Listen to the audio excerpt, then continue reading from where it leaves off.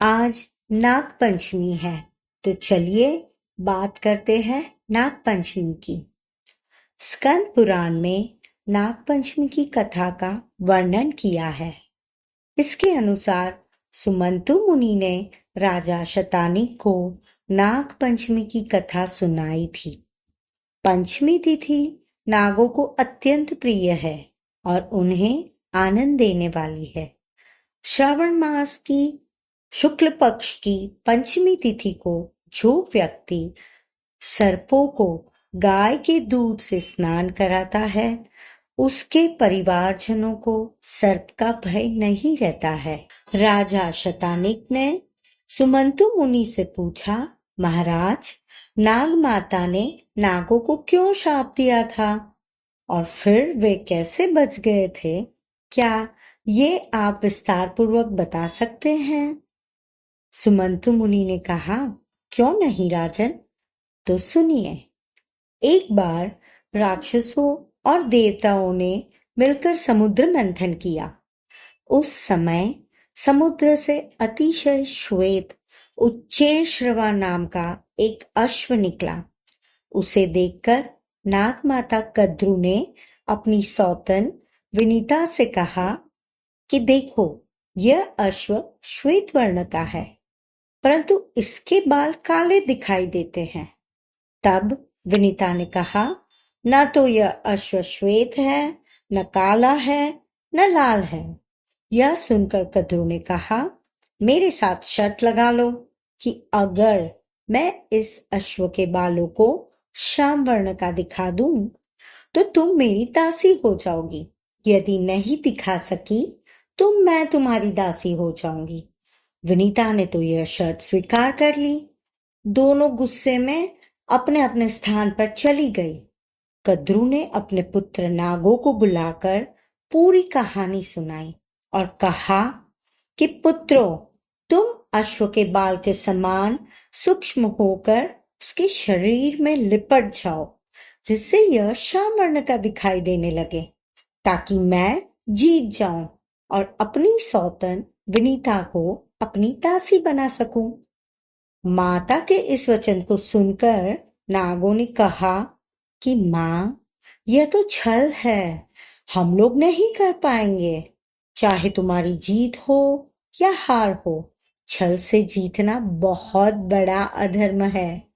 पुत्रों का यह वचन सुनकर कद्रु ने कहा, तुम लोग मेरी आज्ञा नहीं मानते हो, इसलिए मैं तुम्हें श्राप देती हूँ कि पांडवों के वंश में उत्पन्न राजा जन्मेजय जब सर्प यज्ञ करेंगे, तब उस यज्ञ में तुम सभी अग्नि में जल जाओगे।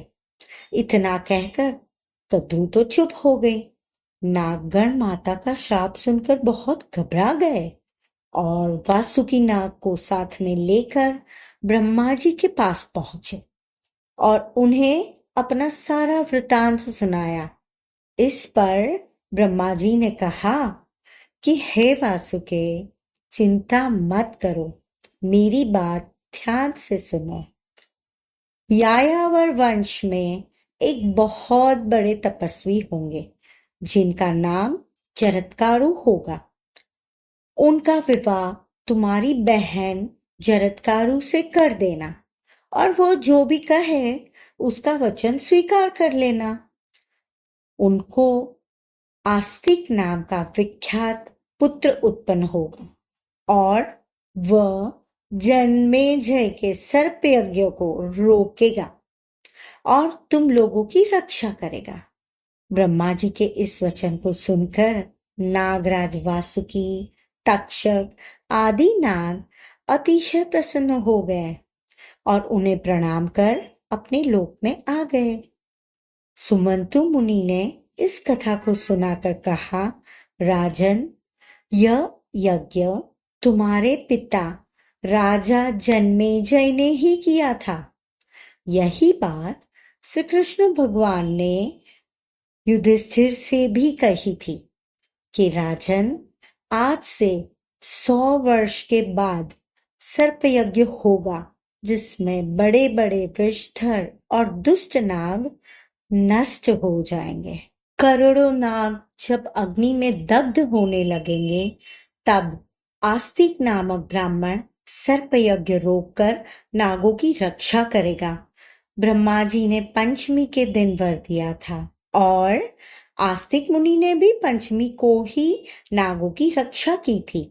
इसीलिए पंचमी तिथि नागों की बहुत प्रिय है और हम भी इस पंचमी को नागों की दूध से पूजा कर उनसे अपनी और अपने परिवार की रक्षा करने की प्रार्थना करते हुए आशीर्वाद लेते हैं। और भगवान शिव जी का तो अलंकार ही उनके प्रिय नाग है। तो इस श्रावण मास में भगवान शिव जी की भी पूजा करके उनका भी आशीर्वाद लेते हैं। बोलो हर हर महादेव नमः। इसी के साथ इस वीडियो का एंड करते हैं। अगर आपको ये वीडियो अच्छा लगा तो like, share and subscribe. Thank you.